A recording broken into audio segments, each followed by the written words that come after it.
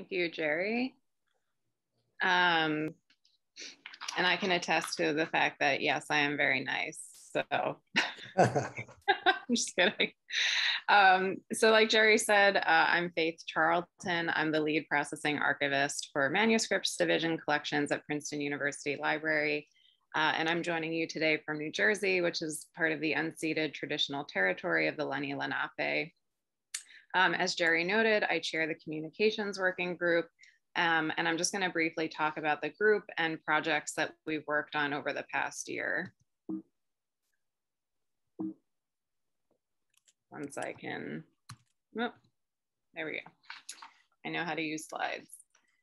The communications working group, which meets monthly, assists with internal and external communication about SNAC projects and developments.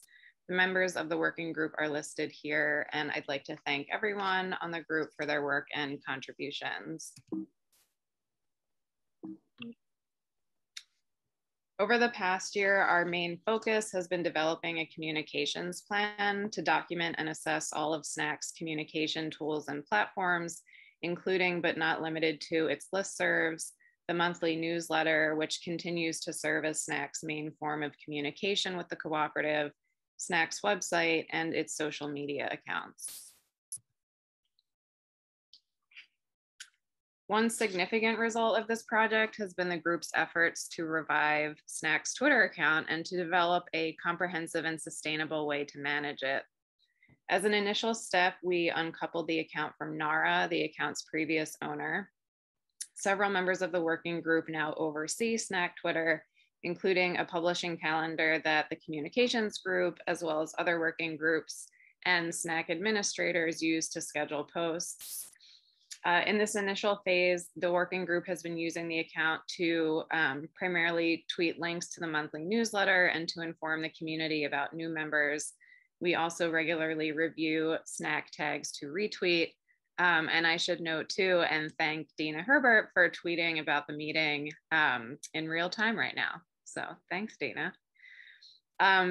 Notably, we are encouraging cooperative members to use SNAC's Twitter account to share news about SNAC-related projects, initiatives, or events in which they're engaged, especially as a means for staff at member institutions who may not have access to this type of platform to share their work. We're also encouraging member institutions to use SNAC's account to highlight identity constellations, particularly those of individuals or groups from underrepresented communities. To use SNAC's account, the working group developed a Google form that we have been including links to in the newsletter for folks to use to request a scheduled tweet. The working group is currently discussing more formal projects, including a Twitter campaign that will focus on regular posts highlighting identity constellations of individuals or groups from underrepresented communities. We'll hopefully soon be finalizing the communications plan, which will also involve reviewing and updating materials for those presenting about SNAC. And we'll be working with the reference and research working group to coordinate outreach efforts to SNAC users. If you have any questions, suggestions, or feedback about the work the group is doing, or if you're interested in joining the working group, feel free to contact me. And as Daniel mentioned earlier, if you'd like to sign up for the monthly newsletter and receive other news and information about SNAC, you can email snaccooperative@gmail.com. Thank you. Thank you, Faith. Next up with the working group report is Susan Pyzynski, our partner from Harvard Houghton Library. Susan, take it away.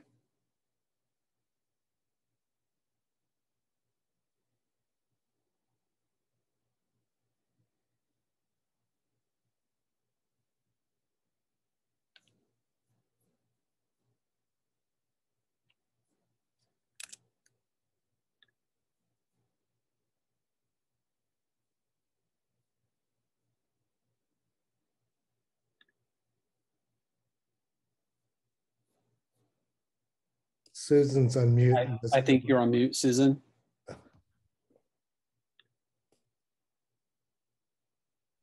Sorry about that. I was so busy trying to make sure you didn't hear the heating source behind my head that I forgot to unmute myself. My apologies. Welcome, everybody. Good morning or afternoon, dependent on where you're coming from. I'm just going to talk briefly about what the Editorial Policy and Standards Working Group has been doing in the past year, and a little bit about what we'll be doing in the future. The group is about 10 people who fairly regularly show up, and about maybe half a dozen who come sometimes. So I'm not going to give names because I'm always afraid somebody, if I don't mention their name, will think they're not invited anymore. And the more people who come, the happier we are. So, but I want to thank all of them, because without them, all the work we've done in the past year would never have happened. So what about the group? The Editorial Standards Working Group meets with virtual monthly meetings. What we focus on is crafting policy recommendations that go to the Operations Committee for approval and to the Technology Infrastructure Working Group for feedback when any of our policy recommendations have any kind of technology or infrastructure impact. We also work closely with the SNACSchool team. Both Jerry and Dina and others in the team give us both feedback and ideas for what they see as needs for policy decisions or documentation. And we're always looking for new members. Please feel free to email me, and I'd be happy to get you set up in our listserv and get you invited to meetings. If you're interested, I just want to remind people that our policies are on SNAC and under the About and Editorial Policy. And this is a list of the current policies we have available for people to use. And we're going to be doing a few polls during this meeting. And one of the poll questions is actually going to be, do you use these policies at all? And I'm really interested to see if people know what's going on and are using them or tend to forget they exist. So thank you. What we've done this past year has been focused on a few areas. One was policy creation. We've been focused on writing a policy that preferences for fuller names when creating an entity, which is a difference from RDA practice. But we feel archivally it's important to have names that are as full as we possibly can be to help both differentiate and also share that information. We also are moving towards a recommendation about a fast approach to subject headings over pre-coordinated strings. So doing a faceted subject terms as opposed to asking editors to really know Library of Congress subject terms and how to build pre-coordinated subject strings. We feel that this will encourage folks and make it easier for editors to apply subject headings to entity records. Another policy creation has been repository type controlled vocabulary, which we created based on the SAA documentation about repository types. And we did that policy based on the two subgroups that the Editorial Standards Working Group is involved in, and that is both the Enslaved Description Group and the SNAC, Light SNAC Web Form Group, both of which are going to hear a lot more about both this afternoon and tomorrow. What we have in progress is controlled vocabularies for occupation and gender. And you're going to be hearing about gender today, but also Daniel mentioned about the vocabulary management system that is in development. And these controlled vocabularies will be fitting in with that new vocabulary management system. And we're also working in progress with the SNAC cooperative to write the SNAC cooperative ethos for care and editing records, where we want to encourage editors to take particular care, particularly with entity records of underrepresented communities, to not accidentally change information that has been applied by another member of that underrepresented community, and be careful about how you're editing those records. And that is it for us. So I'm going to turn it over. Thanks. Thanks, Susan. The next working group report is from Alex Duryee at the New York Public Library for the Technical Infrastructure Working Group. Alex, it's all yours.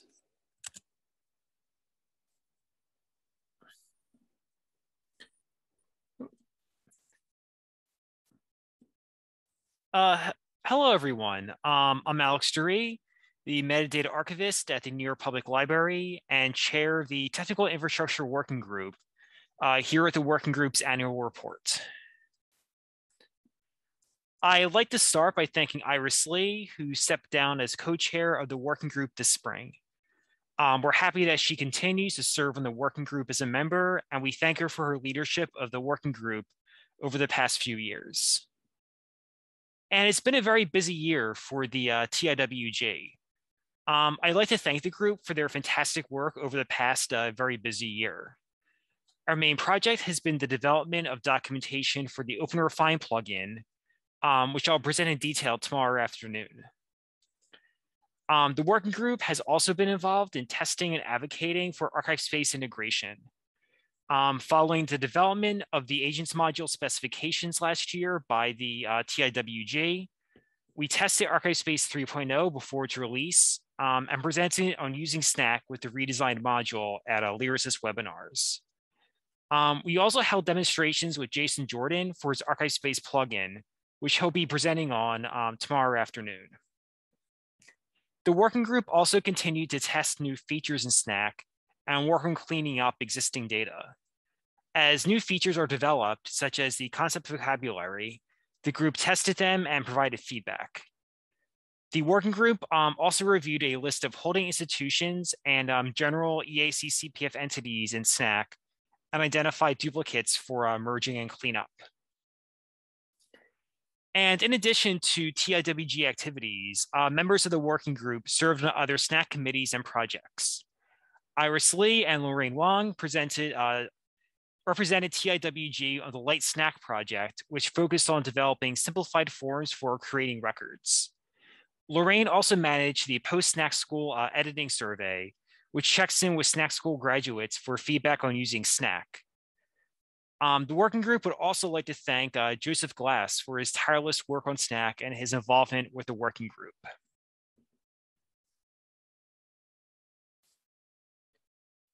And if you're interested in joining TIWG, please feel free to contact me. Our next meeting will be on October 20th at 3 p.m. Eastern. Thank you.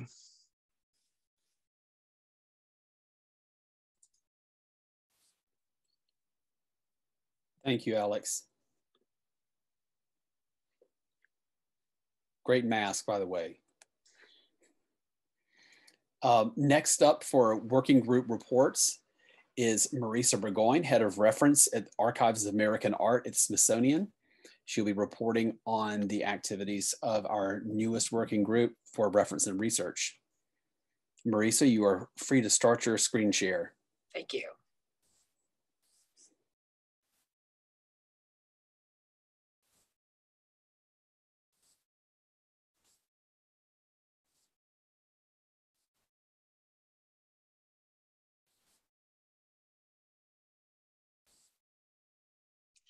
Hi, I'm Marisa Bourgoin at the Archives of American Art here in Washington, D.C.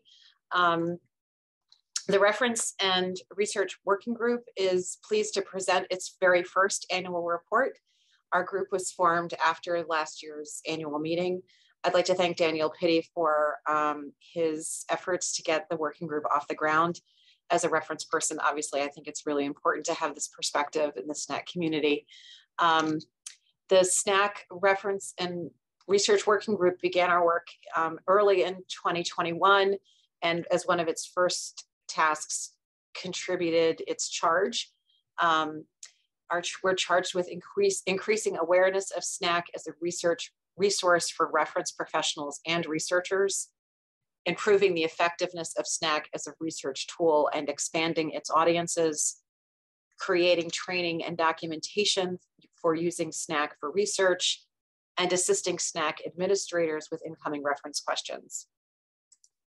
As I say, we began work in early 2021. We have about 15 members from coast to coast.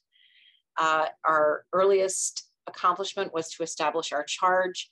We also worked on a review of reference queries submitted to the SNAC website through its ticketing system. To a few of our members undertook a really great detailed review of what kinds of questions SNAC receives through that portal and how we might best approach answering those questions in a distributed kind of way. As a result of that review and some thinking about how much time we want to spend on things and how we might approach responses and what our expectations were of those responses, we've started responding to those queries on a weekly basis. Each member of the working group has signed up for 1 week. And we have scheduled through sort of, I think, the beginning of next year. We've also been thinking about the SNAC FAQs and other kinds of information on the SNAC website and how those might be upgraded or updated to improve a researcher's experience on the SNAC website. As Daniel mentioned, the site gets a lot of use, 100,000 hits a month, I think I heard. What we'd like to do is to beef up and improve the guide to using SNAC so that folks have a perhaps better understanding of what SNAC can and cannot do for them. The working group also helped review the new reference research module for SNACSchool under Jerry's direction. He presented it to one of our last monthly meetings, and our members offered some feedback on that module, which we're obviously really excited to have added to the SNAC toolbox. We meet monthly by Zoom for just about an hour. New members are welcome.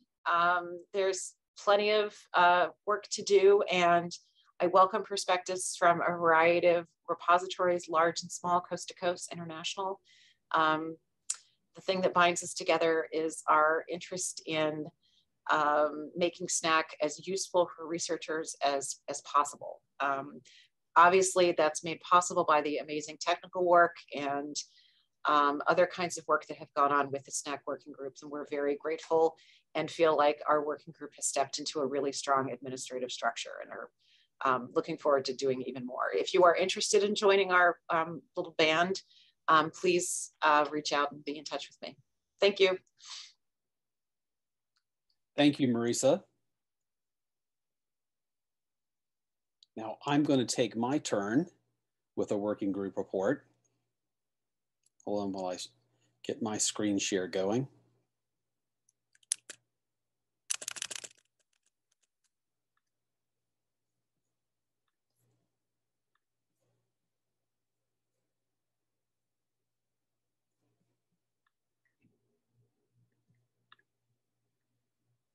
Okay, so I'm pleased to offer the annual report for the SNACSchool team and also the National Archives SNAC liaisons. Since we met last time, I'm very excited, thanks to Dina for pulling together this information, that we have trained 195 new editors in SNACSchool between October 2020 and through the, as recently as last week is our most recent event in September of 2021. During the past year, we've moved to a monthly format of an event every month, at least once a month, with a 2-day format, which is now going to be our norm going forward, a 2-day format that presents sessions in the afternoons to accommodate for folks in Western time zones. We also rolled out SNACSchool 3.2, which is the newest version of the program with its integrated slides, which then this was first premiered in the spring of 2021. These integrated slides provide links immediately in the training materials to a number of SNAC editorial policy documents and training documents and cheat sheets, the ever popular cheat sheets, for a number of supplemental training materials. Our panel of instructors is ever changing with backups on board when needed. During the past year, we hosted a number of special training events. There were 3 special SNAC schools staged for support of the Indigenous SNAC Editathon, which is coming up next month on October 11th and 12th of 2021. You'll hear more about that program coming up later in the afternoon. We also held an ad hoc event of SNACSchool just for the staff of the National Archives of Brazil, or the Arquivo Nacional de Brazil. The 2 records that you see featured here on this slide, the one on the left for Gladys Tantaquidgen is one that has recently been brought into focus by this SNACSchool and other efforts of the Indigenous SNAC Editathon preparatory group. And the one on the right is a record for the Arquivo Nacional Brazil, most recently edited and updated by one of our new Brazil SNAC partners, Christina Ruth Santos, and Christina is on the conference with us today. So welcome, Christina, and thank you very much for your good work so far, especially on this wonderful corporate body record for the National Archives of Brazil. And now more specifically about the NARA SNAC liaisons. Again, Dina Herbert and I work as a team year-round to facilitate communication and cooperative efforts between the National Archives and the SNAC Cooperative.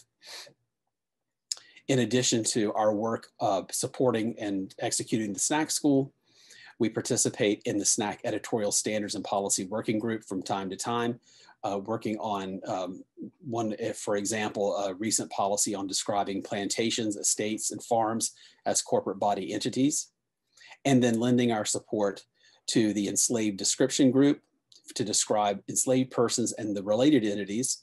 And I'll especially thank Leslie Perilla and Dina for their help on this particular facet of the project. And as said earlier, Daniel said earlier, we are also participating in the control vocabulary for slave era occupations.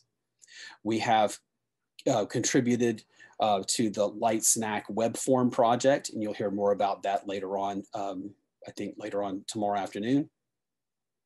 And then of course, collaboration with our newest working group, the Working Group for Research and Reference. So on that note, we are proud to announce that coming soon, there will be a new SNACSchool module for reference and research. We started this collaboration again with Marisa's working group in the spring. We're working with Marisa, Jeff Hill, the creative director at the UVA Library, Daniel Pitty, sorry about that misspelling, Daniel, and I are working together pretty much on a monthly basis to devise a new training module for SNACSchool. We think that we will have this ready for a debut in early December of 2021, and it will operate outside the routine curriculum for the SNACSchool. It will be a special 2 to 3 hour event. And this is geared, of course, to the widest possible audience of users who can benefit from SNAC's unique approach to information access. And now a call for new SNAC team members. As the SNACSchool program moves forward, we welcome any SNAC cooperative partners who are interested in collaborative efforts to expand and improve training events. We always have room for partners willing to help in the development of training materials, facilitating training events, and participating as instructors and participating in post-training editing review. If you're interested in joining the SNACSchool team, please contact me directly, and there's my email on the slide. A thanks and farewell, a very special thanks to our longtime SNAC partner, Glenn Wiley, of the University of Miami, Florida Library, for his involvement in SNACSchool development and for his work as an instructor in SNACSchool from July 2017 through June of 2021. We will miss you very much, Glenn. I don't know if he made it onto the call today. He's been moved off to other tasks at the University Library there in Miami. I will also add that Glenn was one of our instructors at the very, very first SNACSchool event, which took place at Society of American Archivists at Portland State University in Portland, Oregon during the SAA's annual meeting. And we will miss him again very much and appreciate so much the contributions he's made to the SNACSchool over these first 4 years. And now a special welcome and thanks to Bets Cope of Harvard Houghton Library, who joined the SNACSchool team this year. Bets started her tenure as a SNACSchool instructor just this month, but she's been long supporting the SNACSchool as a reviewer. And before I finish, a very special thanks to the entire SNACSchool team. All of these partners you see here listed on the slide give very generously of their time to the SNACSchool effort. And we really do like to say thank you to Jody, Marisa, Bets, John, Alexa, formerly of the National Archives of St. Louis, Alan Mark, Kit Messick at Getty Research Institute, Becca Morgan, Leslie Perilla, Sarah Rigdon, Meg Smith, and then also a special thanks for support from Pam Wright and Ben Peterson of NARA's Office of Information. And very, very finally, a plug for upcoming events. Here are a list of the 3 SNACSchool training events that are coming up for the remainder of 2021. Please do contact Dina Herbert to register for these SNACSchool events, and we look forward to having you in class.